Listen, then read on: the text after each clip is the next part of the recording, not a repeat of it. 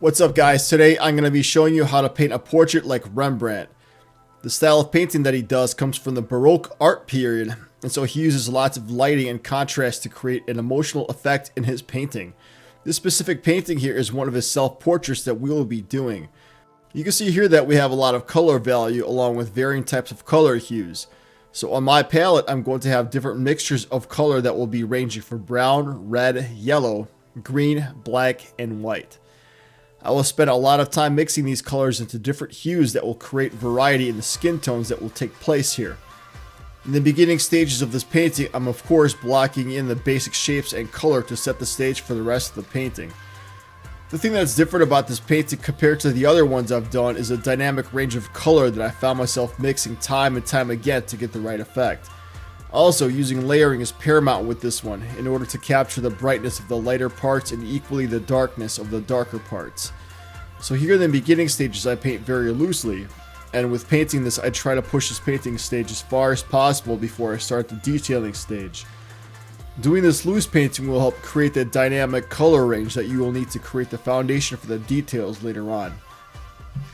To be honest, it was pretty easy painting this, and so just following the right steps will make all the difference.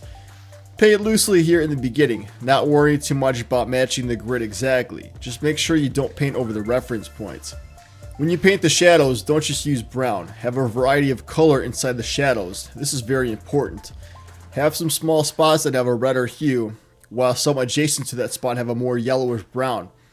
Do this everywhere, including the lighter parts where you will have alternating hues inside the flesh tones. What you have to think about is the bigger picture. You're going to have these varying patches of color when you look close into the painting, but when you look from far away, your eyes connect the dots together and notice a natural looking portrait that just seems to strike at you, looking lifelike. This same principle applies to all the stages of this painting, placing all these dynamic color patches everywhere, on a large scale in the beginning stage, all the way through the final detailing stage where you'll be working with these color patches on a much smaller scale. I think that once you get the hang of working from big to small, the painting pretty much makes itself, and you should have an easy time doing this. Watch the rest of the video and start to connect the dots on how to use the principle here, and carry it over to your other portrait painting endeavors.